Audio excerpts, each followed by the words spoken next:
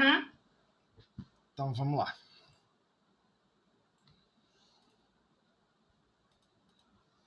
Mensagem do livro Caminho, Verdade e Vida, capítulo 127, editora FEB. Convém que eu faça as obras daquele que me enviou, enquanto é dia. Para o Evangelho, as anotações de João, do Evangelho de João, capítulo 9, versículo 4. Enquanto é dia. Sabemos que o labor divino do Mestre é incessante e efetua-se num dia perene, duradouro e resplandecente, radiante, de oportunidade. No entanto, para gravar-nos no entendimento o valor real da passagem na Terra, fala-nos Jesus de sua conveniência, adequação em aproveitar o ensejo, o momento do contato direto com as criaturas. Se semelhante atitude constitui motivo de preocupação para o Mestre, que não dizer de nós mesmos, nos círculos carnais ou nas esferas que lhes são imediatas, dentro das obrigações que nos competem na sagrada realização do bem eterno. Cristo não se refere à necessidade de falar das obras de Deus, mas sim de construí-las a seu tempo. Não ignoramos que, sendo ele o enviado do Altíssimo no mundo, os discípulos da Boa Nova são, a seu turno, os mensageiros do seu amor, nos mais recônditos lugares do orbe terrestre. Os que vibram de coração voltado para o Evangelho são efetivamente emissários da divina lição, entre os companheiros da vida material, onde quer que estejam, e bem-aventurados serão todos aqueles que aproveitarem o dia generoso, realizando em si próprios e em derredor de seus passos as obras santificadas daquele que os enviou. Jamais desdéns, jamais menosprezes, desse modo, a posição em que te encontrares. Busca valorizá-la através de todos os meios ao teu alcance, a fim de que teu esforço seja uma fonte de bênçãos para os outros e para teu próprio círculo.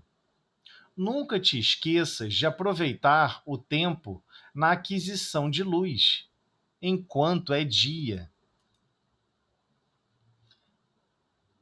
Novamente, a passagem é enigmática. É bastante enigmática, né? Esse versículo de João.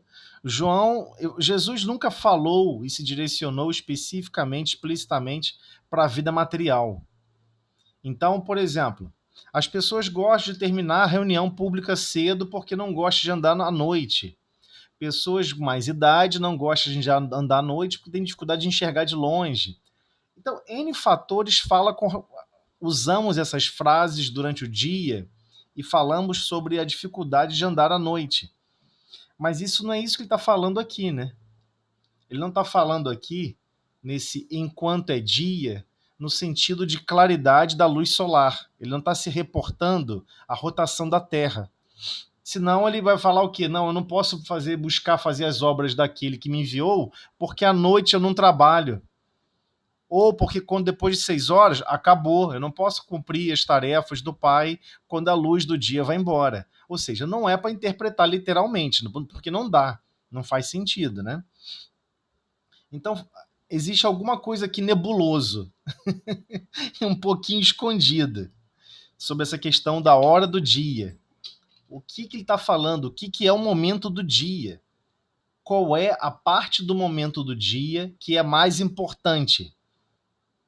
Algumas pessoas vão falar que é a hora da manhã, 5 às 7 da manhã. Alguns vão achar que é a hora que você faz prece. Alguns vão achar a hora que você está almoçando, sei lá, meio do dia.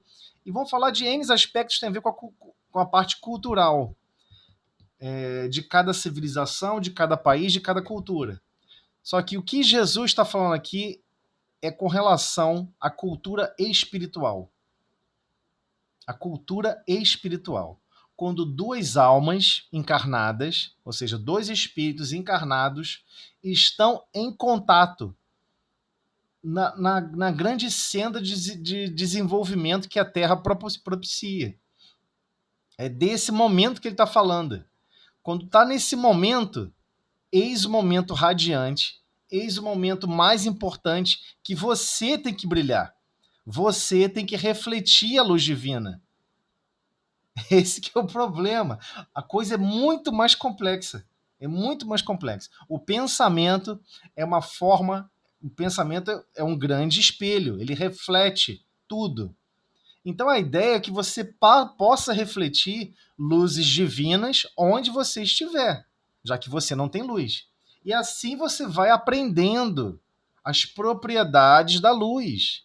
Assim você vai corrigindo o seu espelho. Assim você vai cooperando para alinhar cada vez mais o espelho e enxergar realmente como as situações são e desenvolver a sua consciência. Então, o ato de pensar, o ato de agir com o seu mundo íntimo é um espelho e nós aprendemos refletindo imagens. É assim que funciona. Não adianta. É um mecanismo de desenvolvimento na Terra.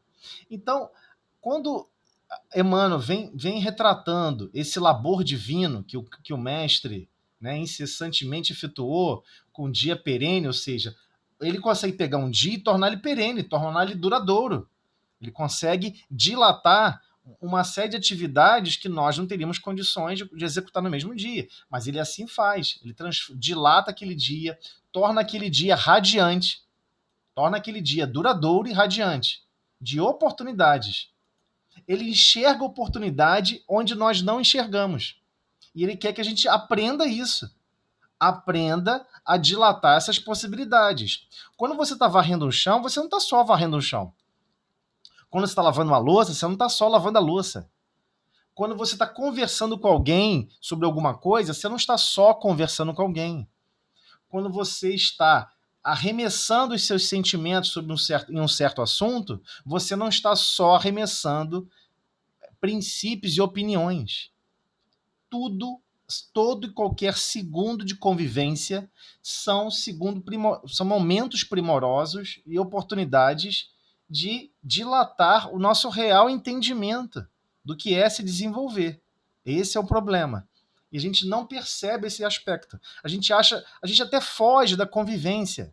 Nossa, fulano me perturba muito. Nossa, Beltrano, nossa, me dá um azedume. Eu fico perto da pessoa, me sinto mal. Aí a pessoa se afasta. Daqui a pouco tá morando no Tibete.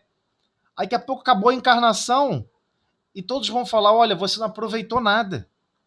Você fugiu do dia e quis viver a noite. A noite é a solidão.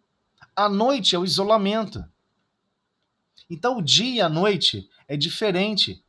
Porque existe um aspecto muito complicado para a gente compreender sobre a ação divina. Tudo que a criação divina e a operação divina se manifesta é por cooperação e é por interdependência.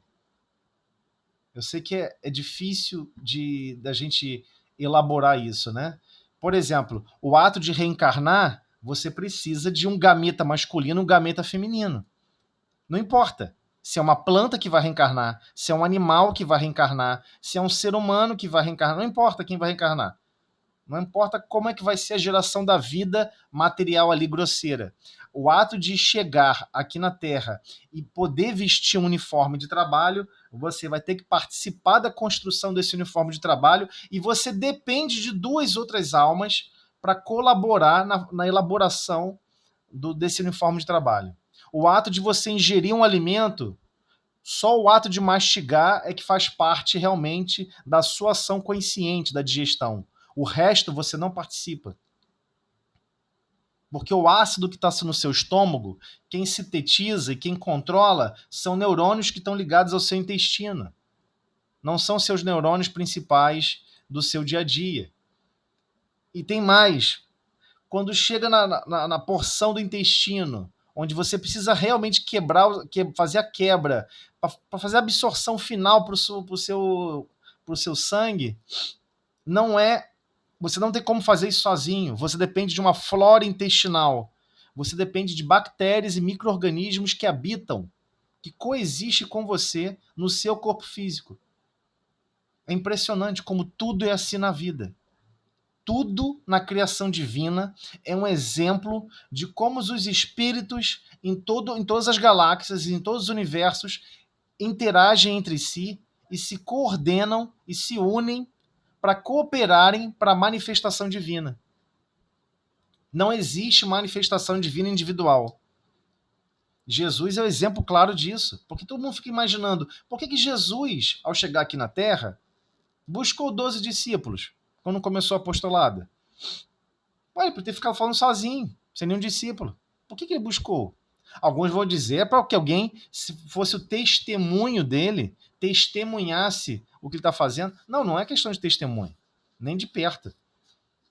A questão é, ele quer ensinar para um grupo, dilatar as percepções de um grupo e que esse grupo possa compreender que só se desenvolve aqui na Terra ou em qualquer lugar da galáxia se você estiver desenvolvendo luz.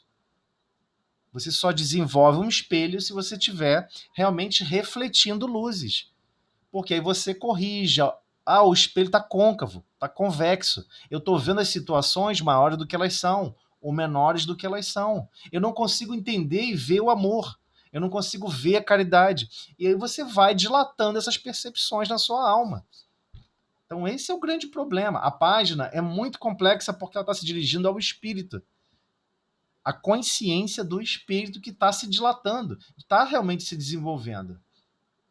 Então, para o Cristo apresentar o evangelho de Deus, o evangelho não é do Cristo, né? O evangelho é de Deus. Todas essas manifestações da identidade espiritual que temos que cumprir e completar até nos tornarmos espíritos bem-aventurados, é uma identidade divina. Deus aguarda o nosso desenvolvimento até esse ponto. Só que Jesus não pode fazer esse desenvolvimento por nós. Não pode. E não fez. Ele deu o exemplo de como deve ser feito, deu o exemplo de como deve ser vivido e falou: agora é com vocês. E nessa estrutura do planeta, vários aspectos vão ter que ser desenvolvidos. Por vezes, vocês estarão responsáveis por outras almas. De apresentar a moral, de dar exemplo de moral, de melhorar a coragem, a boa vontade dessas almas. Vamos chamar de filhos. Vocês vão chamar de filhos essas coisas aí. Esse é um exemplo de necessidade urgente. Você tem uma autorização divina para influenciar essa alma, para o bem ou para o mal. Não tem problema. Mas é melhor que você influencie para o bem, porque depois você vai descobrir que isso foi uma atribuição divina. Deus aguarda de você uma resposta desse desenvolvimento que você está elaborando. E assim é com tudo em relação ao desenvolvimento das consciências. Se estamos convivendo uns com os outros, esse momento de convivência é o ponto máximo do nosso dia. É o ápice. É o momento onde nós podemos desempenhar o desenvolver do amor e da caridade.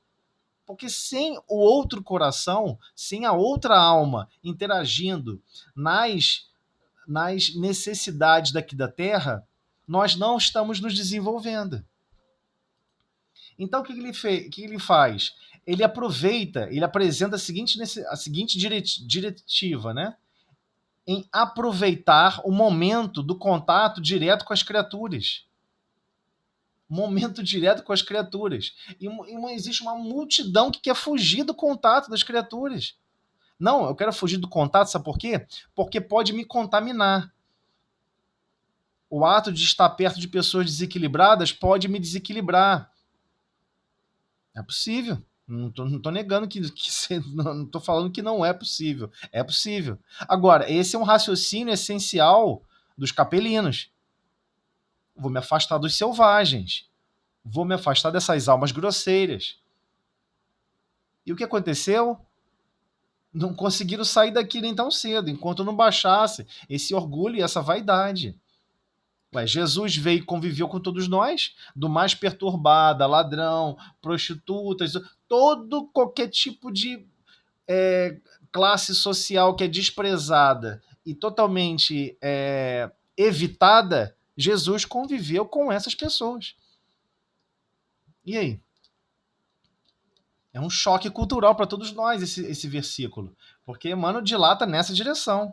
Ó, se semelhante atitude constitui um motivo de preocupação para o mestre, ele se preocupava com isso.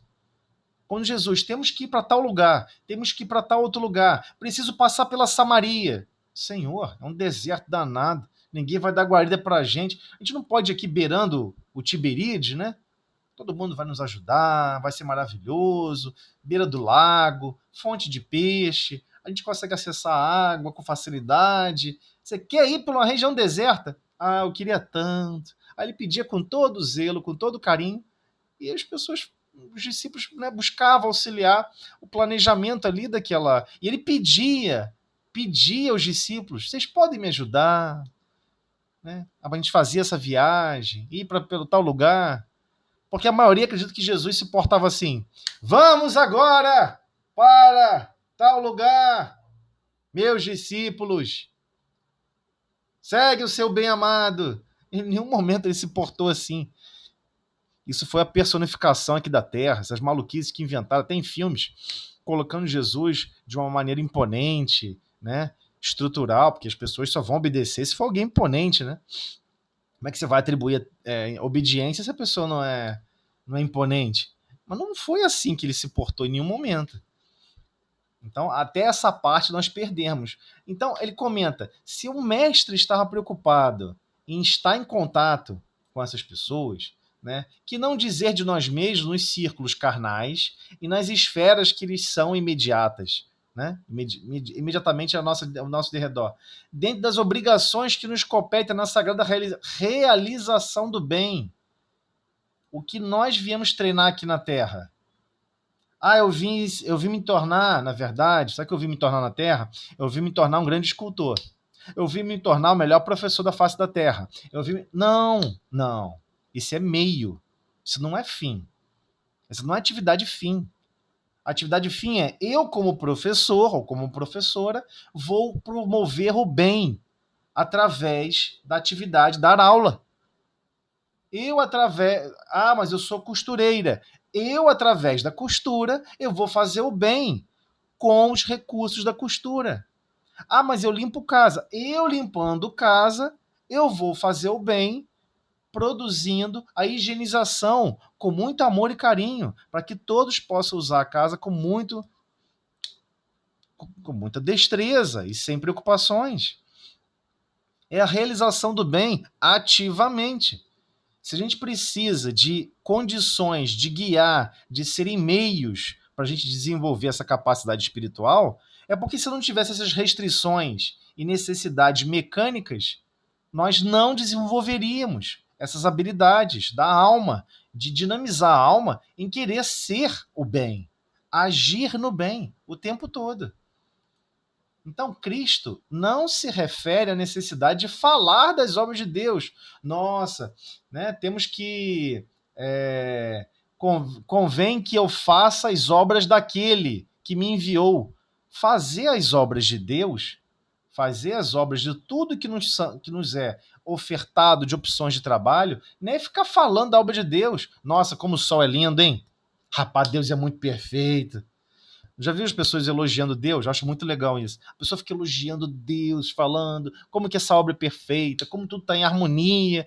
A pessoa não entende em profundidade como tudo funciona, mas a pessoa gosta de elogiar Deus, achando que isso vai mudar alguma coisa no psiquismo dela ou vai causar alguma influência em Deus. Ou sabe-se lá o que a pessoa está querendo fazer com essas falas. A questão é, todo esse nível de perfeição tem um objetivo útil, tem um objetivo justo.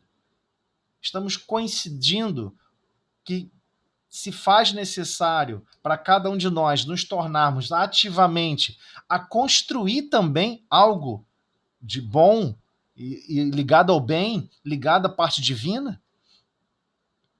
Se nós somos filhos de Deus, igualmente temos que compreender que temos que nos harmonizar com a criação divina e colaborar com ela, e não ser usufrutuário. Olha, Deus criou a praia, sabe? O sol, as ondas, o surf para mim, para ficar lá me divertindo surfando. O ano inteiro, Miguel. O ano inteiro. Vai lá, surfa um pouquinho e volta. Não tem problema nenhum surfar. O ano inteiro você quer ficar surfando? Olha, Deus criou, né, no meu paladar e os sabores dos alimentos. É para que eu possa ficar, né, com deleite, me aproveitando com relação. O ano inteiro. Você acha que seu objetivo é ser saciado em relação às suas vontades gustativas? Né? Os degustadores de vinhos, degustadores de bolos, de doces, de salgados, seja o que for. Não, isso não é o objetivo. Isso é um meio. É um meio. Não é o objetivo final. Então, a gente está meio perdido. A gente tem hora que se perde. Tem hora não. Eu acredito que é 99% do tempo a gente está meio perdido, vivendo meio que a deriva, esperando que a correnteza que nos leve para os lugares. E Deus, de uma certa forma, cria constrangimentos e restrições que realmente guiam a humanidade. Se não fosse assim, a coisa realmente estaria muito pior. Porque realmente a gente não tem aquela consciência de construí-las a seu tempo. A gente não observa que, de repente, numa conversação com um familiar, com um amigo, com um colega, ou até mesmo com um estranho na rua, é o momento, ali é o dia. Ali brilhou a luz. Ali Deus está guardando você refletir a luz divina. Porque o que é dia? O que é dia para todos nós? É quando nós recebemos radiações eletromagnéticas da luz que vem do Sol. E lá não tem sol, lá não tem chama, né? O Sol não tem fogo dentro dele. A energia solar que chega até a Terra é de uma fonte de radiação. É uma fonte nuclear. O que está acontecendo na superfície do Sol são radiações nucleares, né? São explosões nucleares em proporções absurdas, onde está sendo consumido e transformado átomos. Né? Você está consumindo hélio, que está se transformando em hidrogênio, tem uma série de alterações atômicas, onde tem realmente a temperatura tão elevada que núcleos se chocam com núcleos e formam-se outros átomos. E dessa reação nuclear, ou seja, atômica, surge essa energia fantástica que aquece. Não só aquece, né? Envia radiações de todo o espectro conhecido eletromagnético, né? Radiações de todas as radiações que a gente conhece e desconhece, para todos os planetas. Para uma infinidade de lugares. Então é uma coisa belíssima. Ou seja, é como se fosse uma marcação da presença divina alimentando diversas regiões. Né? Por exemplo, a própria identidade, aquela ideia, todo mundo conhece o Super-Homem, né? Todo mundo já ouviu falar do desenho animado do Super-Homem. Só que o que a maioria não percebeu ali por trás do Super-Homem é que quem foi o autor ou quem estimulou aquela obra foram capelinos. Porque em Capela, naquela estrela binária, para ele se alimentar, ele só precisava ficar exposto ao sol. E ele se alimentava. As radiações que derivavam da combinação daquelas duas estrelas, né? Porque são duas estrelas muito próximas, girando perto uma da outra. É uma estrela binária. Daqui da Terra a gente enxerga como uma estrela só. Mas com telescópios mais sofisticados, já foi provado que é uma estrela binária. São dois sóis rodando um pertinho do outro. E daquela combinação, daquelas radiações, aquela população se alimentava daquele sol diretamente, sem precisar se alimentar, sem dentes, sem ficar se mais mastigando. Essa coisa mais animalesca que todos nós ainda temos que cumprir. Mas o que eles tinham que cumprir lá já não estavam conseguindo mais. Eles precisavam desenvolver uma parte moral mais sofisticada. Então aquela comunidade sofre o que a maioria chama de degredo e vem parar aqui na Terra. Tadinho, sofreu degredo, que coisa horrível. Que coisa horrível. Eles vieram para trabalhar. Eles vieram para trabalhar. Vocês vão ajudar a constituir esse grupo desse planeta. Vocês estão recebendo a incumbência, junto com Cristo, de desenvolver o planeta do zero.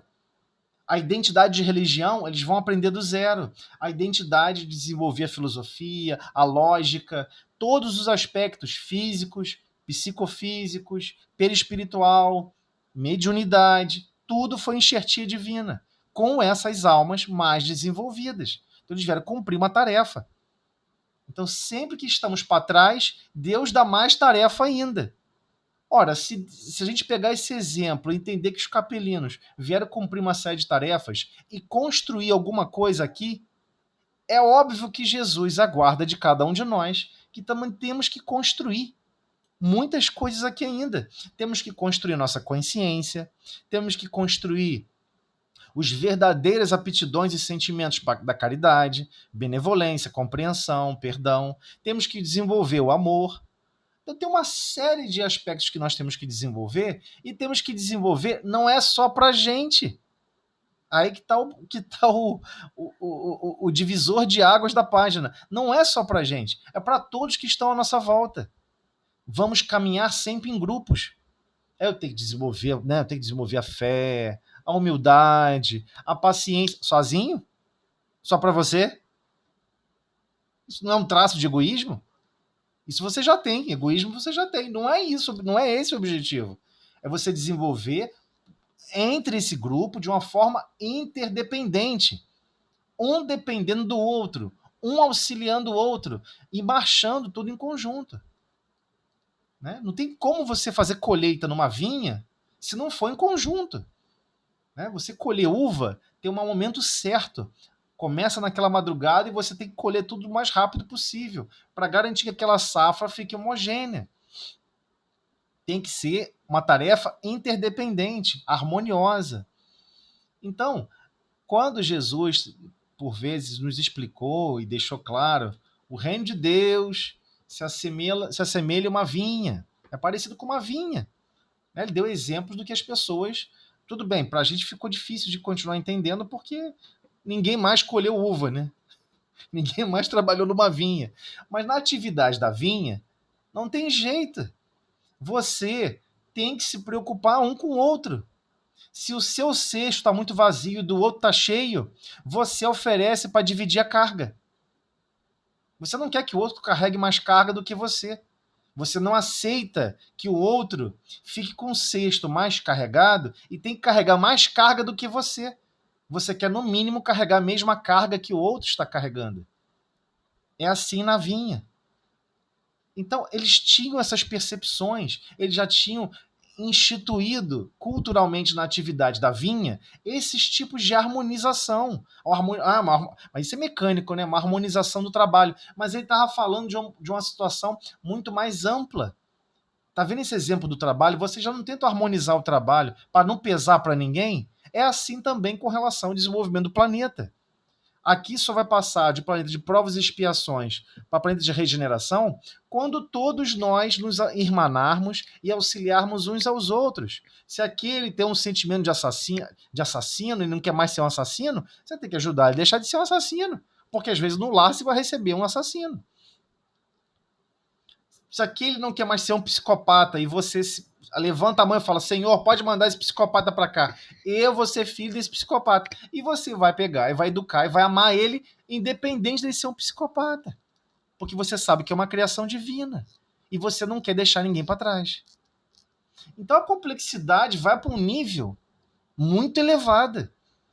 Quando Jesus está falando desse do tempo, o tempo é o agora, eu estou disposto a fazer o bem, a exercer a caridade completamente e realmente viver o amor. O amor que não julga, que não condena. Se o outro errou, o erro do outro não para o meu amor. O erro do outro não para o meu amor. O erro do outro não cessa o meu amor, não desanima o meu amor. Porque o amor é o reflexo do amor divino. O amor divino é incessante. E eu tenho que ser um espelho incessante.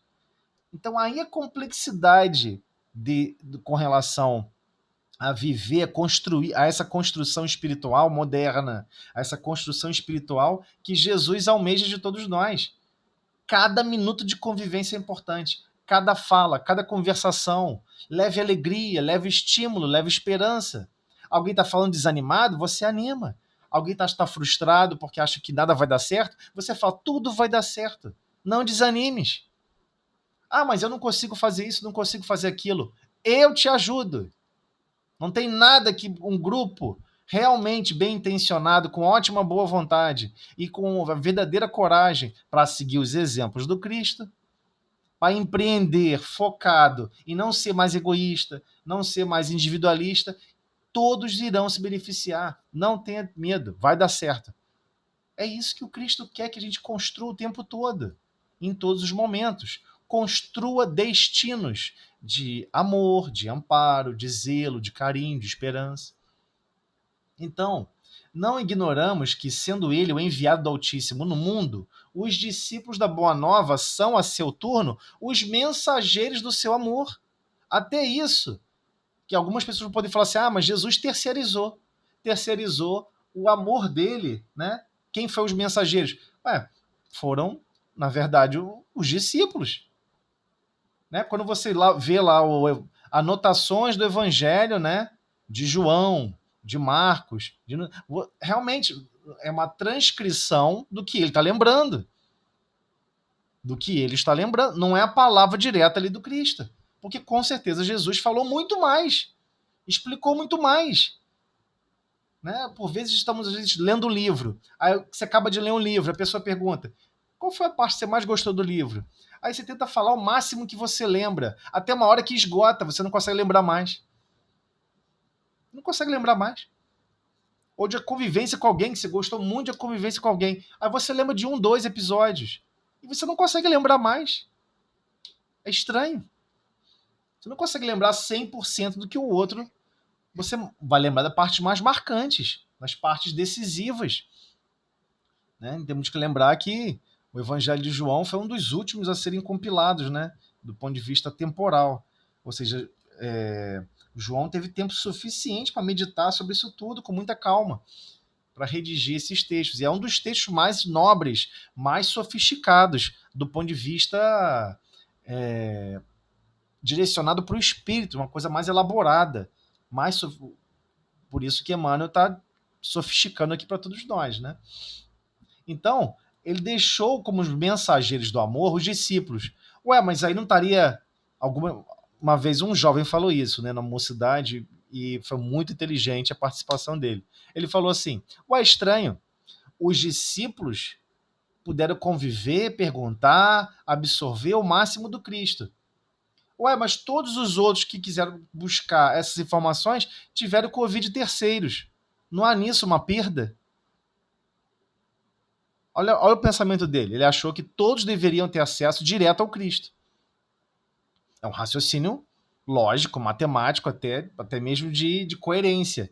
Só que ele não entendeu que, na verdade, os discípulos não haviam constituído e construído toda a consciência que eles tinham para construir ainda. Que, na verdade, a posição de Jesus foi de estímulo.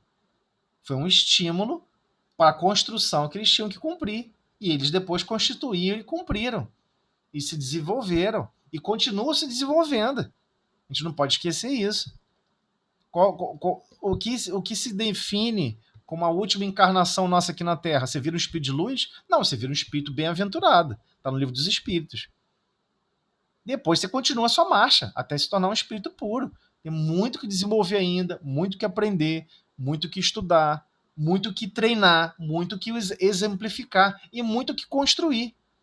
Então, eles, quando foram esses mensageiros do amor, puderam construir esse amor para terceiros. Né? Quando Simão Pedro, várias vezes no livro Paulo e Estevão, você observa Simão Pedro falando, não podemos deixar os filhos do Calvário, que ele entendeu que era toda a humanidade que dependia do Cristo, de apoio, de ajuda, de socorro, não podemos deixar desamparados. E ele ficou focado em querer amparar eles para dar recursos médicos, recursos físicos e recursos espirituais e apresentar as verdades do Cristo. Então é muito difícil, a gente fica achando que foi terceirizado, mas na verdade era um trabalho, era uma tarefa para eles. E assim vai sucessivamente para todos nós. Todos nós vamos ter que empreender inúmeras tarefas. Infelizmente, é uma construção individual, mas ao mesmo tempo interdependente. Nós dependemos uns dos outros. Porque é assim que Deus quer. É assim que funciona o planejamento divino, né? Então, o que ele está deixando claro? Todos os que vibram de coração voltado para o Evangelho, para essas verdades, né, dessa boa nova que o Cristo veio dar esse exemplo de vida, efetivamente são emissários da divina lição entre os companheiros da vida material, onde quer que estejam. E bem-aventurados, ou seja, felizes daqueles, né, que serão todos aqueles que aproveitarem o dia generoso, realizando em si próprios e ao derredor de seus passos as obras santificadas daquele que os enviou. Ou seja, todos nós estamos sendo enviados para a Terra. Então, por que eu estou falando isso? Porque, primeiro, que é um problema gravíssimo com relação à cultura espírita. As pessoas estudam o espiritismo da forma errada. A maioria fala assim, aqui é um planeta de provas e expiações. Então, sabe o que eu vim fazer aqui na Terra? Me provar e expiar. Eu não vim fazer mais nada. Então, as pessoas gostam de resumir a estrutura planetária a partir da sua percepção equivocada. Você não veio para aqui só para espiar e se provar. É uma bobagem falar isso. A gente veio aqui para construir o tempo todo. Estamos em processo de construção o tempo todo. O tempo todo. E nesse processo de construção, de você construir e desenvolver sua consciência, melhorar o seu espelho, que é o seu pensamento, está no livro Pensamento e Vida. A forma como você pensa é um espelho. Nós absorvemos imagens e arremessamos imagens. E é claro que temos que melhorar cada vez mais esse espelho. Ele tem que ser menos embaçado, menos empenado, mais plano, mais perfeito. E ainda assim, vamos reproduzir a luz de uma maneira não 100%, porque é reflexo, né? Então temos que compreender que temos que desenvolver isso tudo. E esse desenvolvimento é contínuo e continuado. Só que esse desenvolvimento ele só ocorre através do contato com outras almas. Senão, sabe o que Deus faria? Enviaria cada um individualmente para uma, sei lá, um cometa, uma lua isolada sem ninguém, e lá você fazer todo o seu desenvolvimento. Você é cuidar de manutenção da lua, fazer algumas coisas funcionarem na lua, e tá tudo certo, você sozinho se desenvolver. Não é assim que funciona. Mas nem de perto. Nós só conseguimos realmente desenvolver a nós mesmos e a todos que estão ao nosso derredor quando nós compreendemos os objetivos de sabedoria e amor que temos que cumprir juntos, em conjunto. Não pode ser sozinho. Então ele é bem enfático com relação ao momento que nós estamos. Jamais, palavras fortes de Emmanuel, jamais menosprezes desse modo a posição em que te encontrares. Tem muitas pessoas que gostam de falar assim, mas eu sou uma pessoa só assim, assim, assim, assado. Quem sou eu? Eu sou um espírito equivocado, eu sou um espírito endividado. E você está achando que você vai conseguir construir o que com isso? Dúvida, desespero, zangação, estagnação, isso todo mundo já sabe fazer.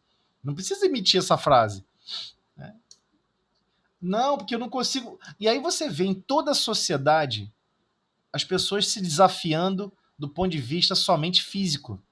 A pessoa pega um skate, faz manobras incríveis. A pessoa vai para a Olimpíada, faz coisas incríveis, só do ponto de vista físico. Mas aquele exercício físico tem todo um preparo mental, tem todo um preparo psicológico.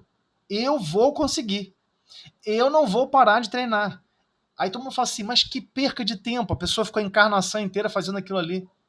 Já vi diversos espíritas falando isso. Que a experiência material não serve para nada. É uma bobagem. O que vale é a vida espiritual. Ou seja, a pessoa está condenando a escola da Terra e dizendo o seguinte, Deus, você está errado. A escola, do jeito como você organizou aqui, você está errado, tá? Você é uma besta e eu entendo mais do que você. É isso que a gente acaba falando, por vezes, de uma maneira totalmente equivocada. O não se viciar nas atividades físicas é que é o objetivo. Utilize ela como recursos educativos. Mas não é porque você estudou no primeiro grau todo que você vai ficar morrendo de amor por um lápis. Nossa, eu não vivo sem esse lápis. Eu escrevi durante 9 anos com esse lápis. Nossa, essa lapiseira é a coisa mais importante da minha vida. É isso que não se deve se apegar. Não se apegue aos recursos didáticos do planeta. Agora, eles são importantes? Eles são essenciais. Essenciais. Por enquanto, o sistema educacional não despertou para isso. Né? As pessoas, quando são educadas nas escolas, elas são educadas para serem egoístas e individualistas. Então, por exemplo, você nunca vai dar uma nota da turma. Qual é a nota da turma? Um professor de matemática não vai falar assim: quanto que os alunos estão se ajudando em se desenvolverem coletivamente, de maneira interdisciplinar, de uma maneira cooperativa, como que eles estão se desenvolvendo na matemática. Não existe essa nota ainda. A escola não despertou para isso. Porque muitos vão alegar: ué, o professor não tem que dar aula? Por que os alunos têm que se ajudar? Só o professor tem que ajudar os alunos. Mas isso é um erro grosseiro. Porque não é assim que a vida funciona. Você não se torna um cirurgião se você não aprender as técnicas práticas de outro cirurgião. Você não se torna um bom dentista se você não aprender a parte prática com outro dentista. Você precisa de mentoria, você precisa de um mentor, alguém que vai te dar os exemplos de como fazer, de como executar. E deveria ser assim em todos os gêneros de educação no planeta. De interdependência, de cooperação. Né? A ponto de alunos não aceitarem uma nota boa porque os outros tiraram nota ruim. O professor pode tirar a nota da gente e botar para dele, ou se quiser cancela a prova, não posso aceitar 10 sabendo que o outro tirou 4. É inadmissível para mim saber que um aluno, colega nosso, que nós temos a necessidade de cooperar um com o outro, sabendo que um deles ficou com nota 4. Nós vamos trabalhar forte mais 2 semanas com ele, vamos animá-lo, mostrar esperança e falar para eles: se eu consigo, você consegue. Ninguém fica para trás. Vai dar certo. Vamos treinar juntos. Vamos conseguir. É isso. É isso que a página está falando. Só que todo o sistema educacional, todo o sistema de convivência é essencialmente o oposto. Nós vivemos essencialmente o oposto. A pessoa descobre alguma coisa, conseguiu resolver um problema, ela guarda para si e não conta para ninguém. Opa, é meu, my precious, meu precioso, é só meu. É aquele egoísmo recrudescido. Mas quando a pessoa desperta para essa compreensão divina, ele entende que todos os patrimônios da vida pertencem a Deus e que Deus fornece esses recursos para que a gente possa fazer o melhor de construção para todo o conjunto, porque é assim que Deus se manifesta. Ele tenta fazer o melhor para todo o conjunto. Então a página é um choque cultural, porque no final ele termina assim no final, olha só: através de todos os meios ao teu alcance. Então temos vários meios ao nosso alcance. Né? Por vezes a pessoa nasce com uma aptidão, foi permitido lembrar de encarnações de que ele se debruçou muito na matemática. Então ele tem um exímio matemático. Mas só para ele? Não tem paciência de explicar nada para ninguém? Ah, explicar tabuada? Isso não é para o meu pedigree matemático. Mas, então, o que adiantou? Você ficou com um monte de recursos que você não usou para nada. Não, mas eu usei para tentar desenvolver a matemática para o mundo. Como? Não, eu só publiquei, só fiquei focado em mim mesmo, eu não quis explicar isso para ninguém. Vai perder. Você vai perder esse recurso. Você nunca mais vai poder usá-lo, nem tão cedo. Porque você não soube usar para promover essas bênçãos, essa fonte de bênçãos para todos, e essencialmente para os outros.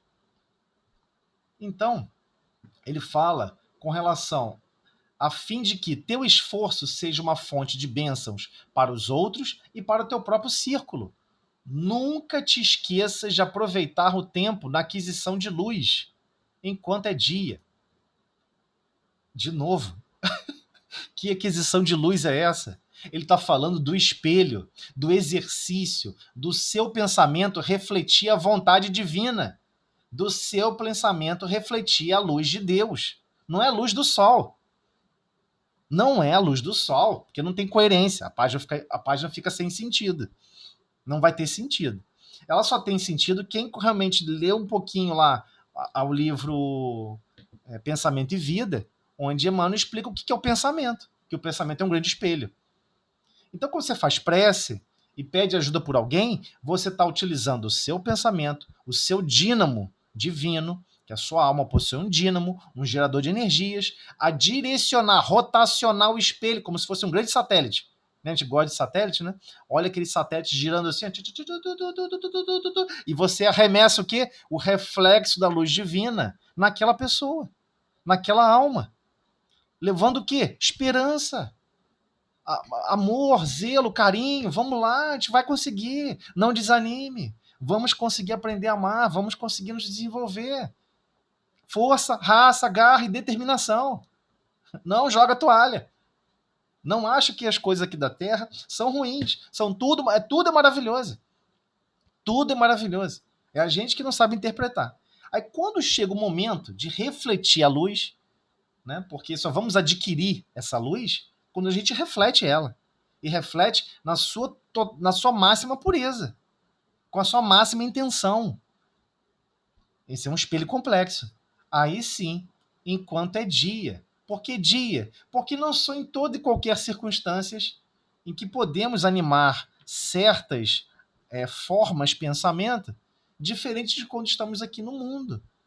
A matéria, esse escafandro que a gente utiliza, que é o uniforme de trabalho, chamado corpo físico, esse escafandro, ele nos fornece recursos de coordenar melhor o pensamento, focar melhor o pensamento. Olha, agora aqui nesse momento, você tem que ser o máximo de compreensão. Você está vendo que aquela pessoa que é ligada ao seu coração está cometendo uma série de erros, está caindo em vícios, caindo em problemas? Não é o momento de você ficar zangado e tentar punir ele maltratando. Não é esse o momento. É o momento de você demonstrar o seu amor. De você pegar o seu espelho, polir ele cada vez mais e refletir o amor de Deus. Ser amor. O seu amor não pode oscilar em relação ao que o outro está fazendo de certo ou errado. Você está julgando ele, perdendo tempo julgando, perdendo tempo tentando criar métricas de, olha, se eu julgar, condenar, maltratar, ele vai se sentir maltratado. Ele se sentindo maltratado, ele vai se sentir melhor, né? Ele vai melhorar e ele vai sair desse buraco. Ou seja, a pessoa está correndo em algum lugar. Aí, de repente, caiu num buraco de, 6 metros de profundidade. Por 3 de largura. Vai. 3 metros por 6 metros de profundidade. A pessoa está lá dentro gritando. Ajuda, socorro. Aí sabe o que você fala? Você fica gritando. Tu é cego, sua besta. Você não viu que tinha um buraco aí na frente? Eu desviei. Por que você não desviou também? A pessoa tá falando assim, olha só, isso não importa agora, eu preciso sair do buraco, você pode me ajudar? Não, você tem que ouvir, você tem que prestar mais atenção, você tem que olhar pro buraco. E só porque você caiu nesse buraco aí, eu não vou te dar mais atenção que você antes tinha de mim. Eu não vou enviar meus sentimentos de amor e carinho por você. Eu não vou te enviar corda, escada, nada. Eu vou virar as costas e vou seguir o meu destino, que é a melhor coisa que eu tenho para fazer. É assim que a gente interage no dia a dia uns com os outros. Você vê a pessoa errando, você vê a pessoa cometendo equívocos, e às vezes são pessoas que dizem que se amam. Às vezes é um casal. O outro cometeu um erro grave, o que você faz? Você chicoteia com o teu amor. Você usa o seu amor para chicotear o outro. O outro cometeu um erro grave, fica tranquilo, eu vou chicotear ele. Eu vou usar o meu amor para chicotear ele. Eu tenho que mostrar, né, que eu quero transformar a alma dele. Não entendi. Deus te concedeu esses potenciais para você realmente exercer o amor. E você quer chicotear aquela alma? Ele está dentro de um buraco. Você não quer jogar a escada, não quer descer corda, não quer chamar outras pessoas para ajudar a puxar ele para cima, porque você não tem força no braço para isso. Você não aguenta puxar uma pessoa sozinho, então você já lembra por que você está animando um corpo físico que não tem capacidade de levantar outro, porque é para pedir ajuda, né? chamar mais 3, 4 para te ajudar a puxar alguém. Não é assim que funciona? Você acha alguém caído na rua, você vai tentar tirar a pessoa do chão? Tenta para ver. Sem a própria pessoa se ajudar para levantar, cara, você precisa de 3, 4, 5 pessoas para levantar a pessoa. E, para botar homem forte, tá? Pessoa que está acostumada a levantar peso. E não vai conseguir levantar com facilidade, vai ser sufoco. Então, a gente tem um potencial de aquisição de luz. Como nós adquirimos luz nesse planeta? Luz espiritual, tá? Não estou falando de luz física. Luz espiritual. Luz espiritual só procede do divino.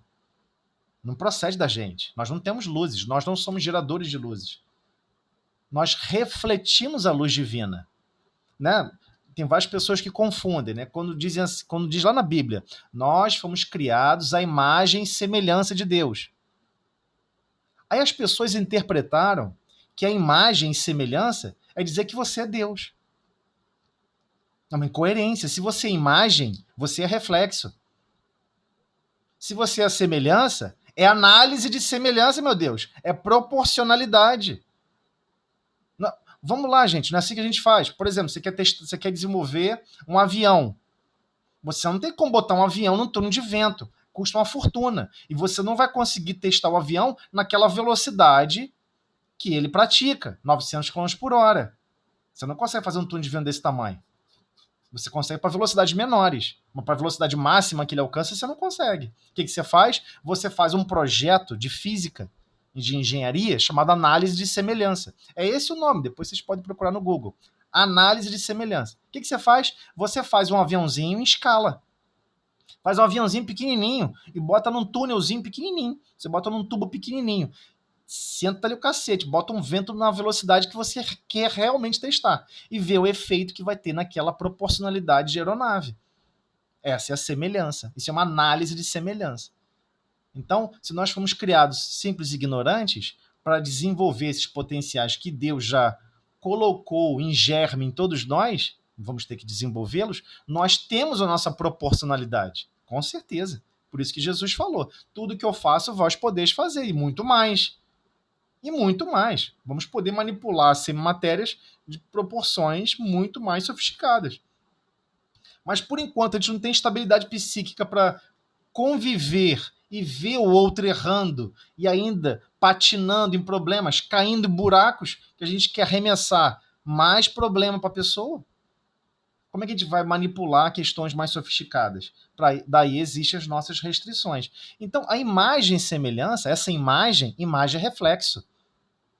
Se imagem é reflexo, significa que nós temos como sempre refletir o que é divino. Esse é o aspecto mais sofisticado da criação. Olha, você foi criado para refletir o que é divino. Isso quer dizer imagem e semelhança. A pessoa fica imaginando imagem, eu estou animando um corpo físico, então Deus tem dedo. Não, Deus é espírito, ele não tem forma. Assim como você não tem forma. Mas o seu potencial você tem como criar imagens no sentido de refletir as imagens que vêm do Pai. Ou seja, todo o potencial de luz que você está desenvolvendo, esse tempo na aquisição de luz que ele está falando, é luz de desenvolver esse potencial divino, de refletir continuamente a luz divina, continuamente a vontade divina. Aí você se torna a imagem de Deus. Porque você está sempre refletindo, ininterruptamente, Deus. Ou seja, está sempre refletindo a imagem dele, a vontade dele, o projeto dele. Né? Por que ele fala enquanto é dia? Porque existem circunstâncias específicas. Olha, você vai encontrar com aquela pessoa que você maltratou na outra encarnação. Vai estar no momento de trabalho, tá? Vai ser no local de trabalho. Olha, vai ser por um momento muito curto. E por vezes no sono nos avisam. Olha, você vai encontrar com essa pessoa, ela só vai ficar aqui nesse local de trabalho 3 meses ou 3 anos. E o tempo passa. Aqui na Terra o tempo passa. Ela possui outras obrigações e outras formas de aquisição de luz e de trabalhos que ela tem que executar no planeta. Ela não vai ficar aqui parada o tempo todo. Aproveite esse momento enquanto é dia. Enquanto é dia. O dia que ele está falando aqui é o dia de convivência. São os momentos de convivência. Isso é o dia. Não tem nada a ver com o dia da Terra, do ciclo da Terra girando em torno do próprio eixo, né? Então, é muito difícil de entender essa página. Muito difícil. Então, a gente vai ficar achando que tem a ver com o dia, com o que a gente chama de diurno. E não tem, né? E vamos fazer a prece, então, porque essa página não é mole, não. Muito complexa, né? Foi difícil. Então, Mas aí, rapidinho, então, Zélia. Tá, faço sim. Aí você abre a sala pra gente. Tá bom, vamos lá. Senhor Jesus, agradecemos, Senhor, por todas as potencialidades e todos os recursos que nos são fornecidos para realmente exercermos o carinho, o zelo, os exemplos de amor que Tu empenhaste em consagrar como o exemplo mais puro aqui na Terra, para que possamos agir assim uns com os outros, sermos realmente a imagem de Deus, refletir sempre a vontade de Deus em relação ao amor e à sabedoria. Dá-nos força, Senhor, para seguirmos os Seus exemplos de amor e paz em todos os minutos do dia, sem revolta, sem antagonismo, realmente preocupados em descobrir o que Deus aguarda e espera do melhor do nosso desempenho em relação a todos os momentos e todas as situações. Muito obrigado, Senhor. Com essa prece, pedimos permissão para darmos continuidade no nosso estudo da noite. Obrigada. Então, abre, Zélia, próxima aí, fazer um favor. Tá ok, aí eu mando o link de novo aqui, tá ok? Na verdade, essas pessoas não estão perdendo tempo.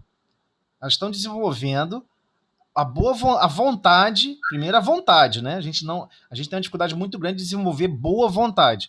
A gente está desenvolvendo primeiro vontade e depois coragem. Vontade e coragem. Entendeu? Porque de repente chega uma situação adversa que tem que conviver com a pessoa difícil, você vai precisar de uma coisa mais sofisticada que é chamada boa vontade.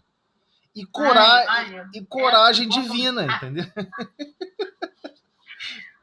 Ai, Jesus. Vocês me desculpem aí ter prolongado na página, mas a gente observa que a Emmanuel vem trazendo páginas, assim, tudo bem, dá para conversar assim em reunião de estudo. Não dá para falar isso numa reunião pública, por exemplo. É impossível. O público ainda está na base sedimentar, né? Em que a pessoa só quer ouvir tradições religiosas mecânicas e externas. Quando começa a falar que tem que ser interno, é boa vontade e coragem interno, ferrou, né? Ferrou. Construção interna. E o pior, é interna e interdependente. E por processo de cooperação. Ferrou. Ferrou. Muito complicado. Então... Olha, Emmanuel com essas páginas, e vou te falar, elas são muito complexas também. Porque o que acontece? A gente tem o nosso orgulho, a nossa dificuldade. Você lê uma página dessa, para você alcançar essa interpretação toda, até a nossa resistência também, né? Não, sim, mas como eu tô te falando, não dá para entender essa página sem o livro Pensamento e Vida. Não dá. Porque lá Emmanuel explica que o pensamento é um espelho. E você fica tentando entender, o pensamento é um espelho? Cara, eu acho que Emmanuel surtou. Você não consegue acreditar, ele tá falando espelho? O que tem a ver, cara? Aí depois você começa a entender. Aí você linka lá com a Gênese. Né? Todos nós fomos criados à imagem e semelhança. Ah, agora entendi.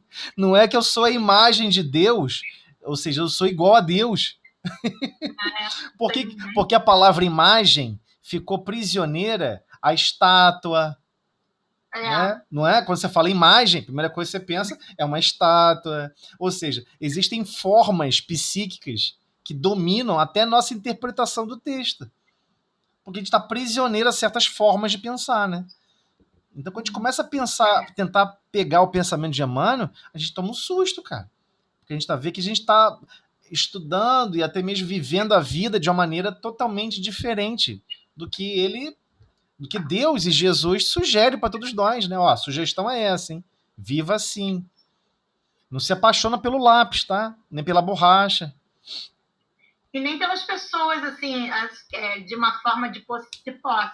Não, mas olha só, por que eu falei esse exemplo? Não contei, né? Por que eu lembrei desse exemplo sobre o lápis e tal? Porque uma vez eu tava na. Tem memória, tem esse problema, né? Quem tem muita memória lembra de coisas para trás que por vezes são boas, por vezes não, mas você tem que acabar lembrando, mas depois você descobre que essas lembranças te ajudam a construir um psiquismo diferente, melhor, né? Eu lembro de uma colega da sexta série. Lembra quando surgiu aquelas canetinhas 12 cores? 24 cores, 12 cores? Lembra? Foi década de 80.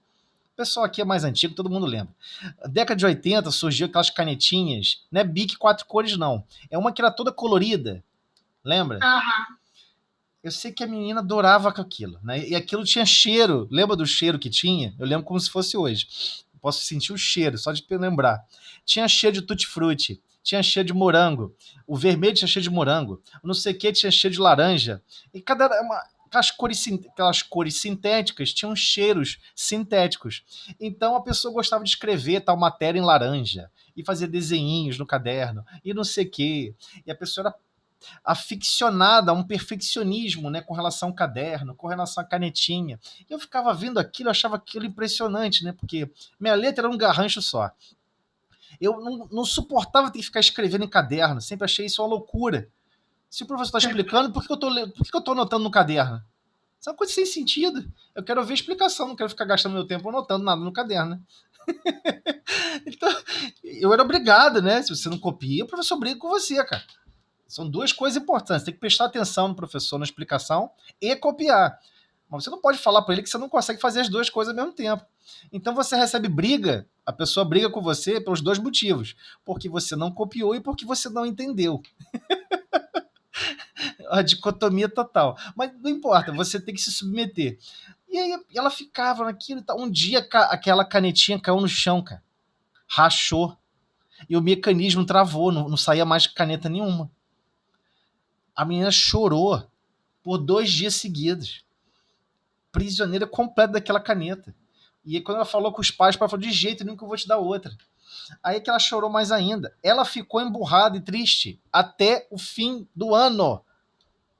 Foram 3 meses emburrada de cara feia. E todo mundo assim. Aí uma pessoa, um coleguinha, falou assim: nossa, ali é fulana, bonitinha, não sei o que, não sei o que lá. Aquelas coisas de namorico. Eu falei: tá doida, rapaz, tá maluco? Ela tá revoltada por causa de uma caneta. Imagina com você. Engraçado que eu tinha falado isso pra ele, depois isso ficou dentro de mim pra sempre, né? Eu falei assim: caraca, as pessoas interagem com aquela caneta é a mesma forma com relação ao mundo íntimo do outro. É igual. Quando ela acha alguma coisa quebrada dentro do mundo íntimo da pessoa, ela age do mesmo jeito. Então, meio que a gente diz que ama alguém, mas é pra usar o mundo íntimo do outro. Então, não é o verdadeiro amor. Ainda não é o verdadeiro amor, né? Então vamos lá. Vamos lá. Exercício irregular da mediunidade, nós estamos no segundo parágrafo. Aí. Então vamos lá. Continuando então, né, o módulo 5, roteiro 5, né? O exercício irregular da mediunidade. Existem situações, porém, em que o exercício da mediunidade é considerado irregular, não porque esteja acarretando debilidade física ou psíquica, debilidade no sentido de déficit, né, de causar uma perda física ou psíquica, mas pelos inconvenientes que produzem. O desenvolvimento da mediunidade nas crianças, por exemplo, é desaconselhado pelos espíritos superiores.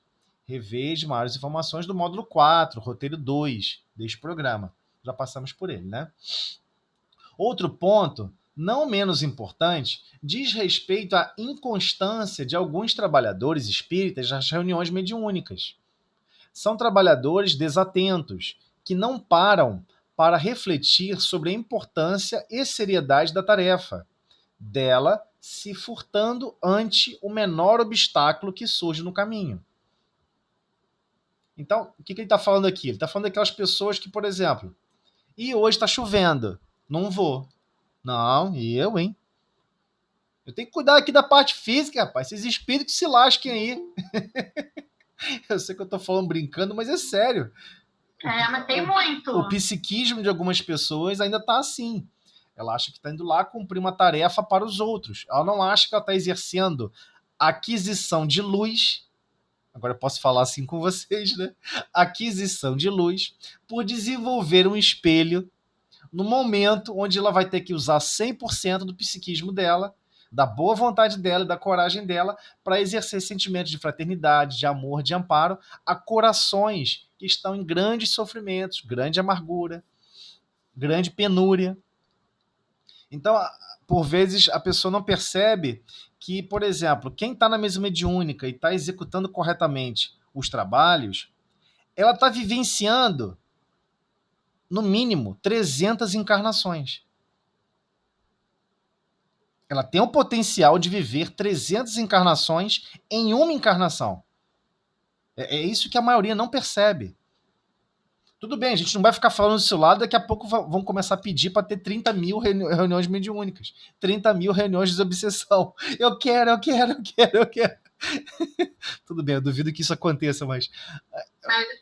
sabe o que? E lembrei, sabe o que? Muita gente tem a mediunidade, não quer essa responsabilidade.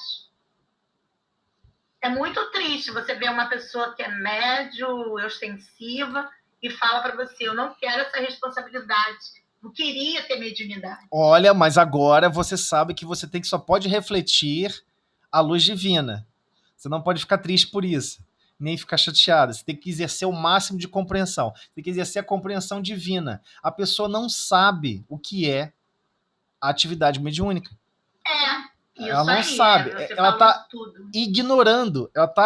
Por ela não conhecer, ela não sabe. Por exemplo, eu posso pegar, por exemplo, uma liga. Existe um elemento químico que é mais caro do que o ouro. A maioria das pessoas não sabem disso. Então, por exemplo, se eu pegar níquel puro, ou pegar algum outro metal muito raro, e falar para você, você troca 1 quilo de níquel puro por 1 quilo de ouro? A pessoa fala, claro, eu quero 1 quilo de ouro. Mas ela não sabe que 1 quilo de níquel puro vale muito mais do que 1 quilo de ouro. Você tá entendendo? A gente não sabe o valor das coisas, nem material, nem da matéria ainda, tá? Então, assim, para aqueles que já estão estudando, é pra gente não desenvolver esses sentimentos. Muito pelo contrário. É para apresentar, olha só, é um momento maravilhoso, é um momento incrível, e explicar a mediunidade da forma mais pura como realmente ela é. Porque, na verdade, o que acontece?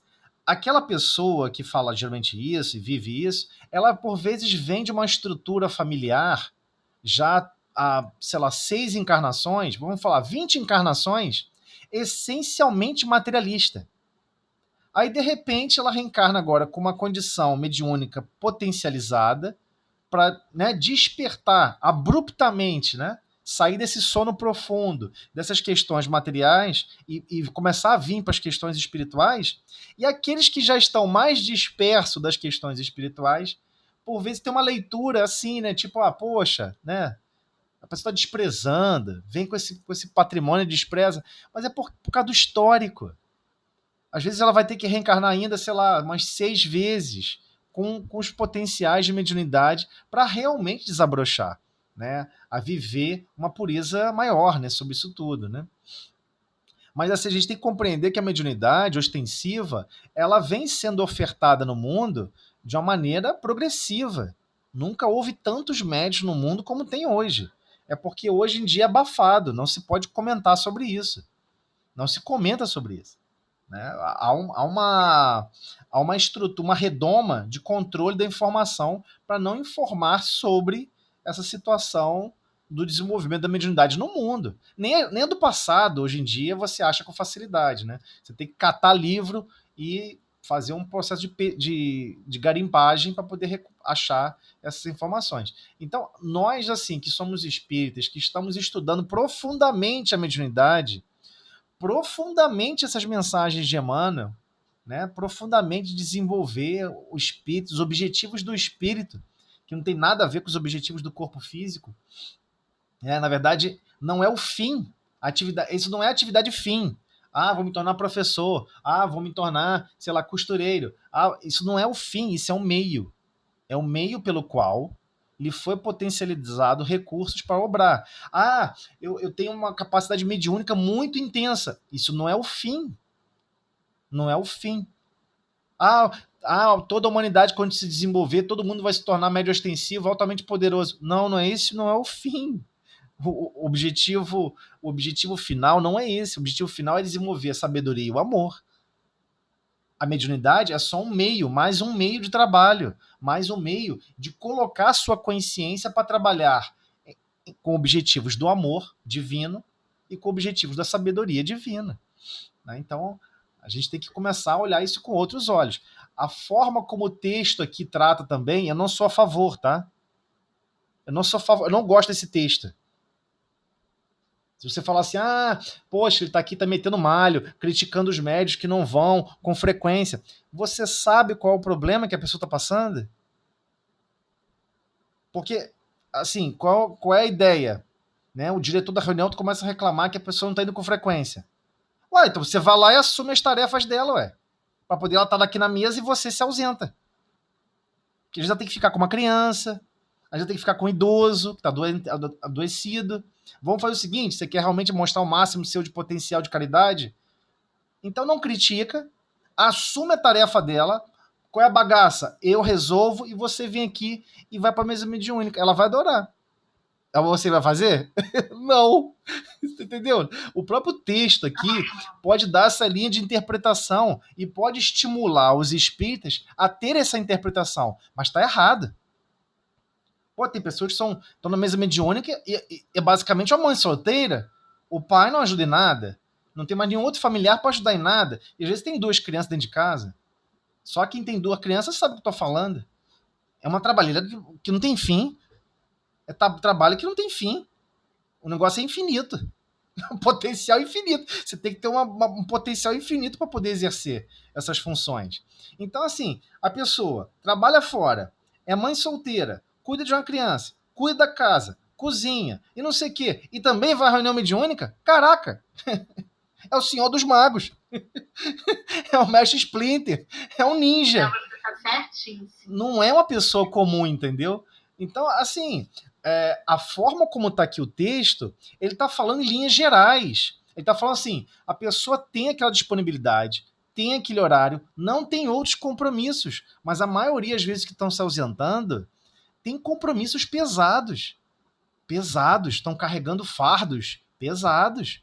Estão carregando, né? O ombro está sangrando. São muitas tarefas. E às vezes, a forma como foi escrita, a forma que foi escrita que eu não gostei, dá uma abertura para uma forma de crítica, que não é nem uma forma de crítica, né? Uma forma de observação que não agrega, não coloca a pessoa num compromisso de interdependência. No futuro vai ser assim, né? No futuro, por exemplo, uma médium precisa ir, mas ela está enrolada com o neto, com o filho. Alguém da casa fala assim, não, eu fico com ele, pode deixar. Não, porque eu tô com uma dificuldade assim assado. Não, eu te ajudo, pode deixar. Ainda não chegamos lá. Um dia a gente vai chegar lá. Engraçado que você está falando essa questão. Sim. Até comentei do sonho que eu tive essa madrugada. Mostrou muito isso. Pessoas que eram médias, que tinham crianças, estavam participando da reunião e as crianças junto porque não tinham com quem deixar, né? Exato, acontece. Então, assim, hoje, né, a reunião mediúnica ela não pode ser executada para baixo de 18 anos. Né? Mas, por exemplo, tem pessoas que realmente não tem com quem deixar a criança. Você deixar a criança abaixo de 12 anos sozinha em casa é classificado até como o adulto colocar aquela criança em risco. É abandono de menores. Todo mundo gosta de citar a lei, né? É abandono de menores. E é verdade, é um abandono, é uma forma de abandono, né? Ah, mas eu tô indo para cumprir uma vontade divina. Não, peraí, mas calma aí. Cada coisa na sua ordem, né? Num futuro, muito futuro, as casas espíritas vão se organizar de tal maneira para quando tiver ocorrendo reunião mediúnica ou reunião de desobsessão, tenha tipo quase que uma creche, ou seja, uma evangelização para as crianças do mesmo horário. Porque cada dia que passa, os pais vão estar cada vez mais interligados com os objetivos da família. E quem vai ter que se moldar a cumprir esse papel de harmonização vai ser a casa espírita. Toda reunião vai ter que ter um tipo de cuidador com evangelização para que a pessoa possa estar ali se dispor para a reunião de mediúnica ou de desobsessão. Não, mas reunião mediúnica de desobsessão, a casa não pode ter ninguém. Não pode estar acontecendo nada na casa. Está escrito isso aonde? Aonde está escrito isso? Você compreende? Por uma questão de melhor organização, por uma questão de facilitar o funcionamento, opta-se, claro, de maneira muito coerente, em deixar a reunião mediúnica, desobsessão, sem estar funcionando na casa espírita. Claro que é muito melhor. Nem se compara. Né? O psiquismo das pessoas é muito alucinado. Tem que ser outro tipo de esfera. Tá, mas as coisas estão mudando no mundo. Estão mudando no mundo. Né? Então, por exemplo, você começa a raciocinar sobre o tempo, por exemplo, de passe. Ué, vamos supor que apareceu 300 pessoas. Quantos passistas você precisa para dar passe, por exemplo, em 30 minutos? Você vai ter que se adaptar. Não tem jeito. Você vai ter que improvisar, se adaptar. Existe a matemática perversa e simples. É 2 minutos por passe. Né? Alguns segundos para a pessoa entrar, 20 segundos para a pessoa entrar, caminhando, sentou. Basicamente 1 minuto de passe, mais 20 segundos. Então você sabe que por volta de 2 minutos é o tempo total do passe. Então, em 30 minutos, você tem 15 entradas e saídas do passe. 15 eventos, chamado passe. Em 15 eventos, você multiplica pelo número de passistas. Aí você sabe quantas pessoas você consegue atender em 30 minutos por passe. A matemática é assim. Então, em 30 minutos, 15 momentos de passe. Ué, se só tem 4 passistas, é 15 vezes 4. É isso. Né? Você não tem como fugir disso. Você consegue atender 60 pessoas com 4 passistas. Com 5, 75.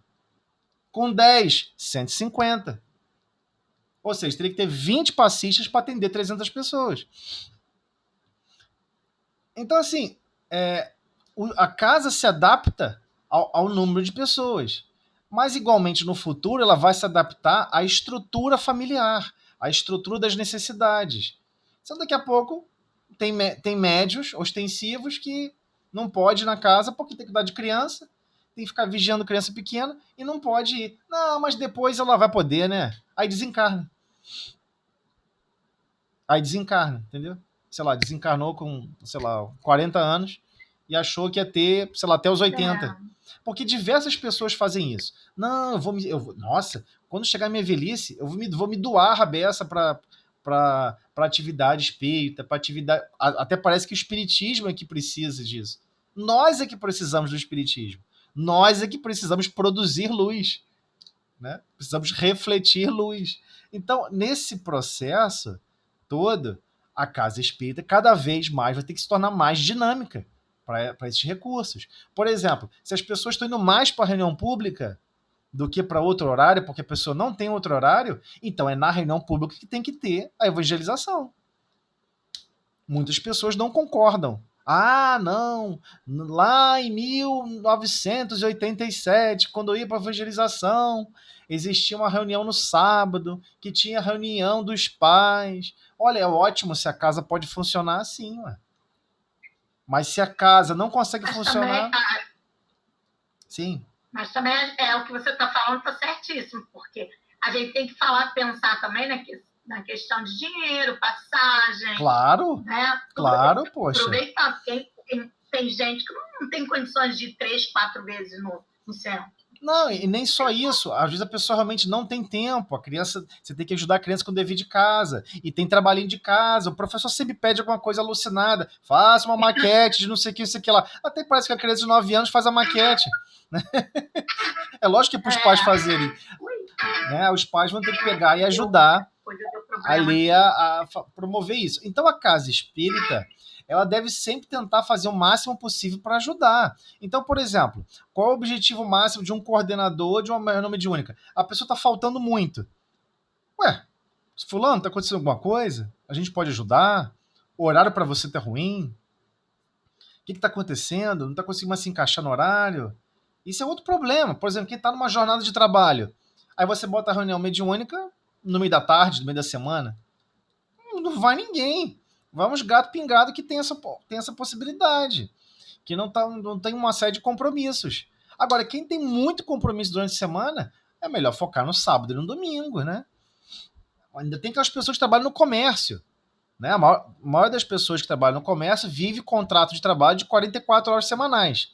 São 40 horas por semana, 5 vezes 8, 40, 8 horas por semana, 8 horas por dia, né? 5 dias por semana, e as 4 horas do contrato de 44 são 4 horas no sábado.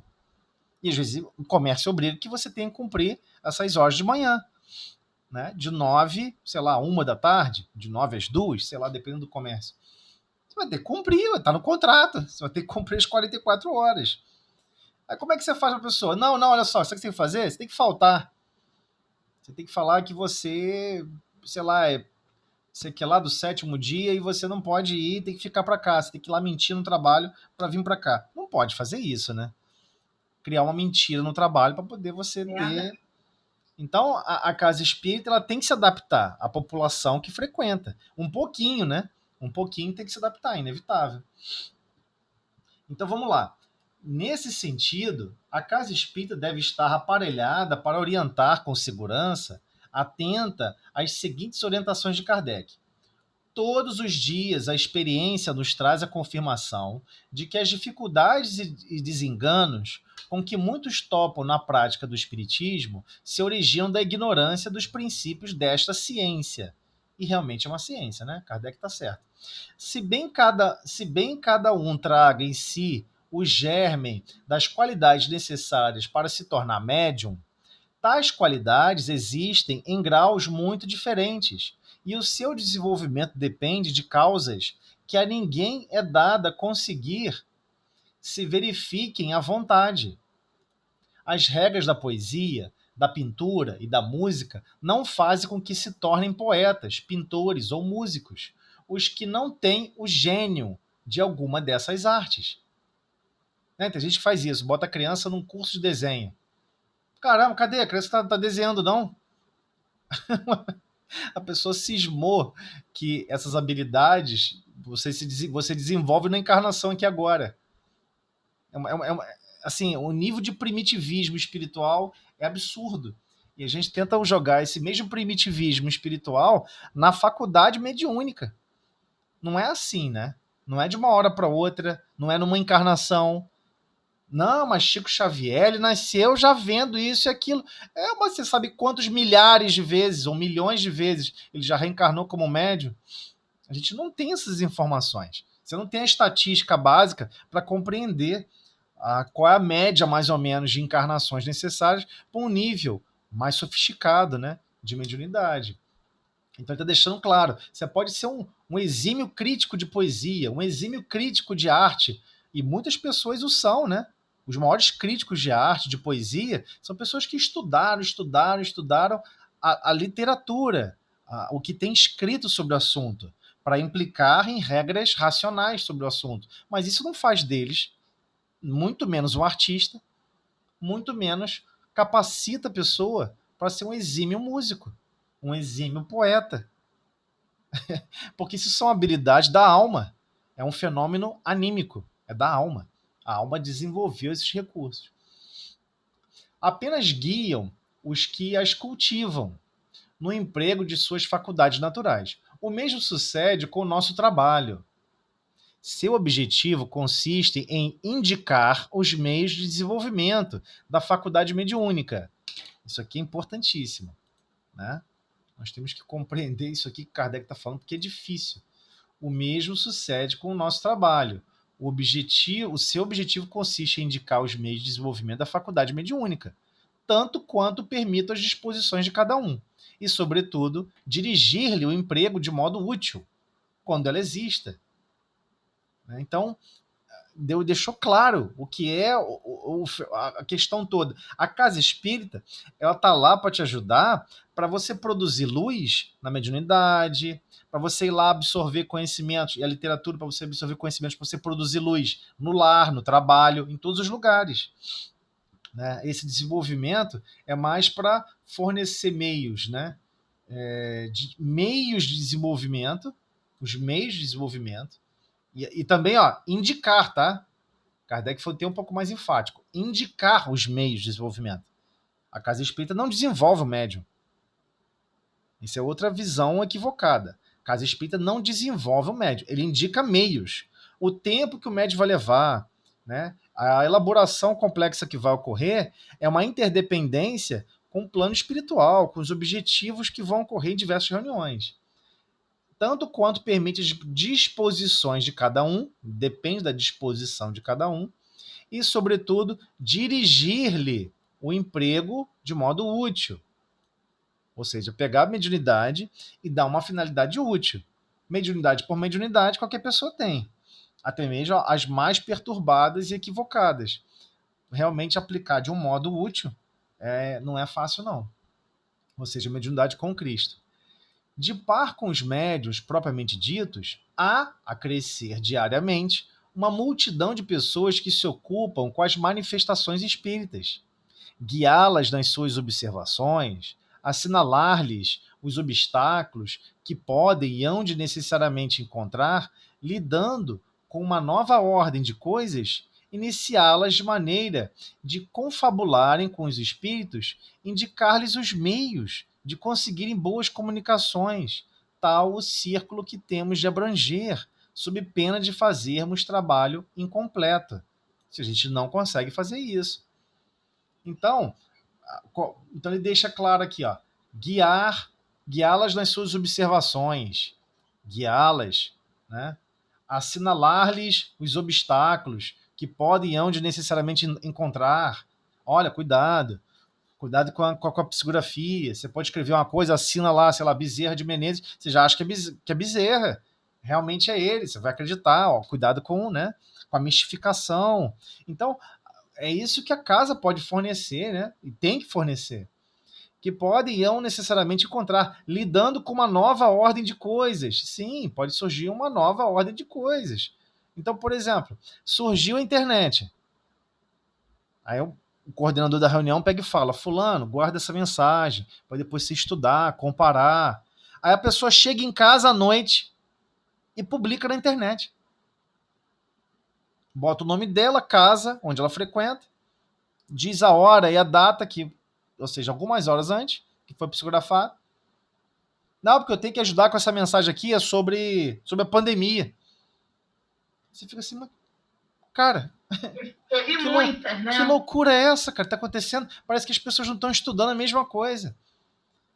O médium está se colocando em risco de forma desnecessária. E olha, certamente os grupos que estão estudando, que estão se organizando, não vão estimular isso no médium.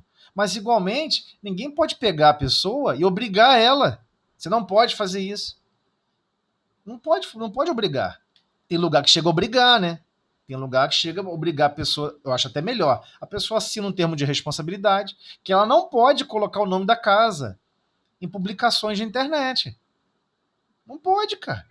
É verdade. Entendeu? Aí, de repente, acontece um problema grave por causa daquela carta. Quem vai ser indiciado a depor na justiça? Não é o médium. Nunca é o médium. É a casa. E geralmente o CPF de quem está lá naquela casa, entendeu? A pessoa não conhece a legislação brasileira. Então surgem situações e constrangimentos que às vezes destrói grupos por persistência de bobagens, entendeu? De querelas bobas, discussões bobas. Não tem que discutir. A pessoa está ali para aprender a servir, para aprender a ser humilde, e ainda vai querer ficar discutindo regras básicas da casa? Não tem que discutir, pô. Cumpra. Como é que funcione? Então eu vou me adaptar e cumprir assim. Não pode publicar. Ah, mas eu quero publicar, vou publicar anonimamente. A pessoa vai lá e publica. Tudo bem, publica. Depois não reclame que surgiu situações brabas de desequilíbrio. A pessoa se coloca em risco de desequilíbrio à toa.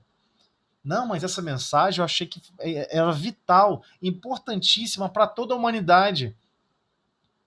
Meu Deus, o livro Memórias do Suicida, quem conhece essa obra, ele já existia Ele foi escrito, na verdade, ele foi escrito por Chico Xavier, tipo assim, por Ivone. Desculpa, por Ivone.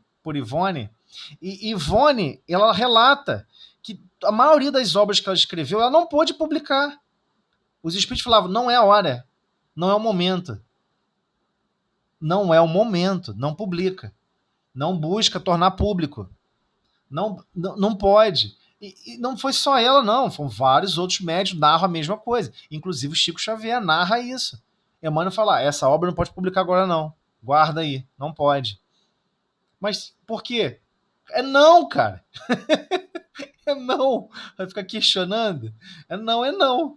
Então, assim, é uma coisa impressionante, entendeu? Então, olha só, uma obra do porte de publicações de Chico Xavier, uma obra do porte de publicações de Vânia Pereira. Tem como ficar questionando que não são obras de qualidade? São obras de qualidade. Ué, mas se foi todo feito um cuidado para não expor pessoas e situações, ué, então por que primeira carta, primeira psicografia a pessoa quer jogar na internet? Não pode. É um exercício, não é para isso, né? Então essa nova ordem de coisas que ele está tratando aqui, que Kardec comenta, por coincidência, o advento da internet torna as pessoas a facilmente publicar. E olha, algumas mensagens estão sendo publicadas e traduzidas para o espanhol, para o inglês, para o alemão, para o francês, para todo mundo ler. Não quer mais atingir só o brasileiro, não. Então é um problema gravíssimo, né? Essa nova ordem das coisas, né? Iniciá-las de maneira de confabular com os espíritos. Como é que você vai iniciar a pessoa a confabular com os espíritos? Tem uma forma de como você deve falar, de como você deve tratar, né? Aqui está falando o quê? Especificamente de quem está sendo desenvolvido para assumir metas na mesa mediúnica, na reunião de desobsessão, porque todo mundo sabe que tem que existir um suplente. A pessoa pode cair doente do nada. Ela pode estar andando na rua, cai um avião em cima dela, desencarna. Bum, acabou. Desencarnou. Não tem um suplente? Então, quarta-feira não vai ter reunião, porque a pessoa desencarnou na segunda, enterrou na terça, acabou todo aquele processo, aí não vai ter reunião na quarta, não. Por quê? Porque não tem quem substitua ele.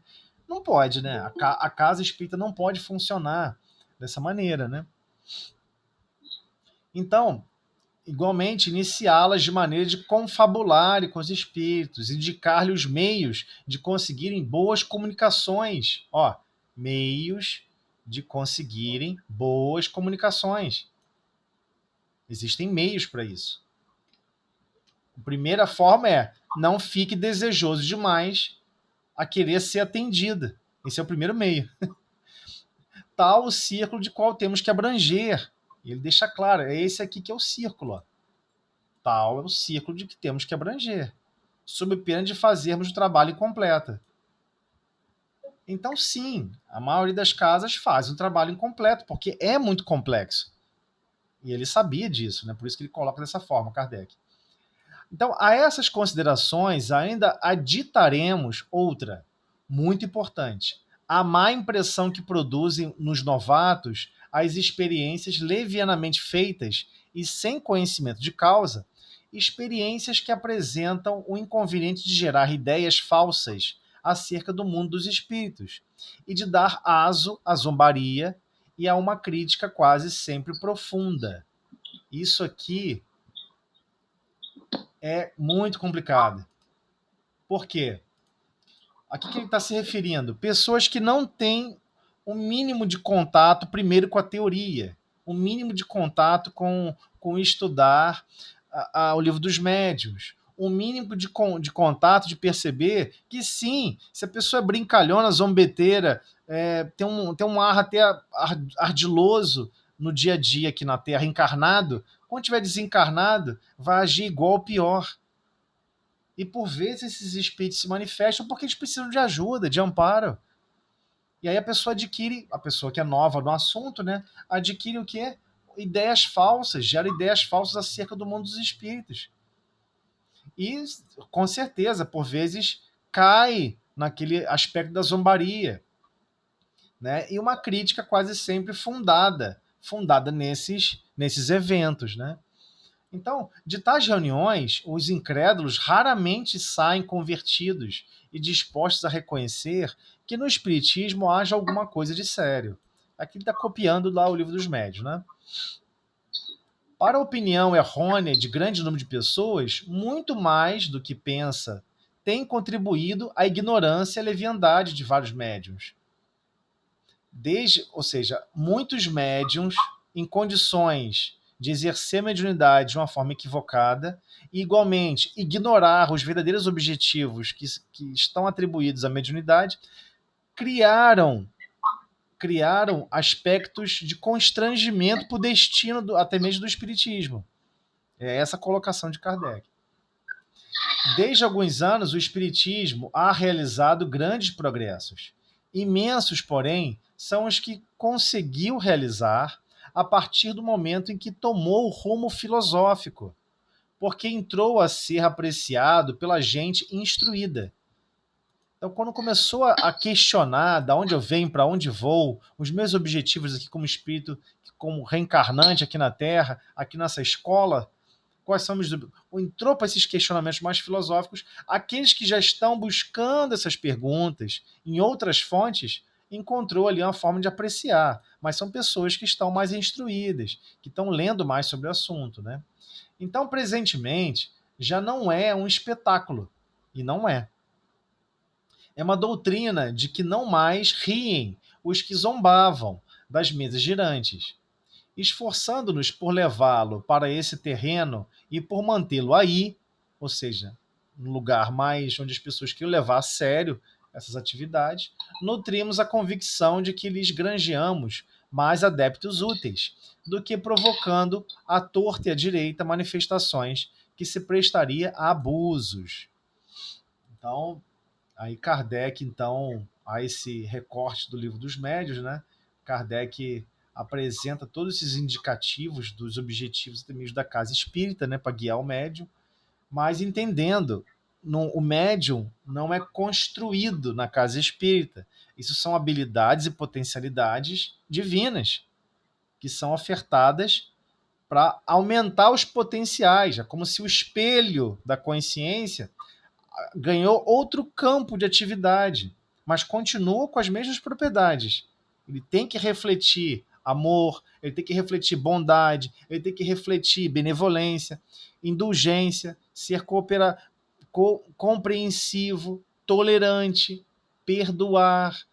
Então, todos esses recursos que o espelho precisa desenvolver, né, o espelho da consciência, para refletir a luz divina, nós precisamos realmente compreender que é parte da atividade da mediunidade, né? Então paramos aí. Então, foi bom. É uma responsabilidade, né? Assim como todos os outros aspectos da encarnação, né? Reencarnar, por exemplo, eu ganhei um corpo físico, qualquer um ganha. Não, não é qualquer um que ganha, não. 1/3 da humanidade desse planeta está encarnada. 2/3 estão desencarnados. Então, 8 bilhões estão encarnados, 16 bilhões estão desencarnados, aguardando um projeto. Aguardando um projeto de reencarnação. Uma família. Primeiramente, uma mãe que vai aceitar ele. Uma mãe que vai aceitar ele.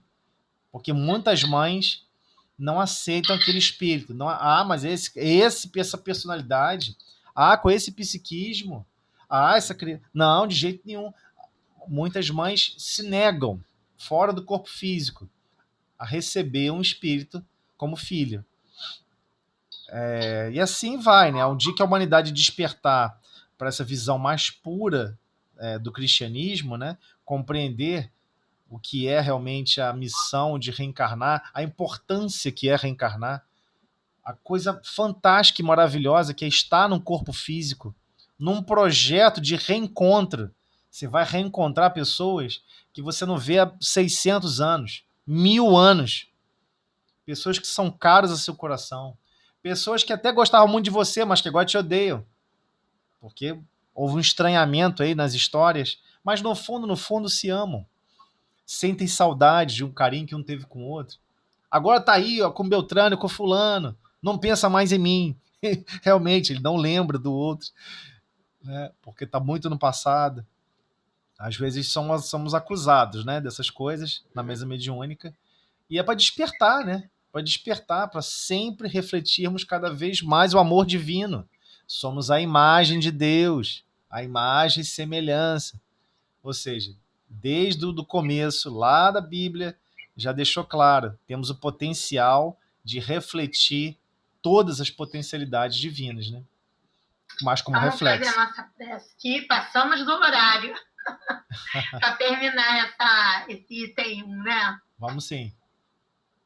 Senhor Jesus, agradecemos, Senhor, todos esses ensinamentos, que possamos, Senhor, promover em nós, Senhor, a luz refletida de Ti, Senhor. Que possamos trabalhar o nosso mundo íntimo, valorizar esse momento reencarnatório e lutarmos, Senhor, contra as nossas imperfeições e estarmos sempre promovendo o bem onde estivermos. Agradecemos hoje sempre e pedimos permissão para finalizar o estudo de hoje. Muito obrigada.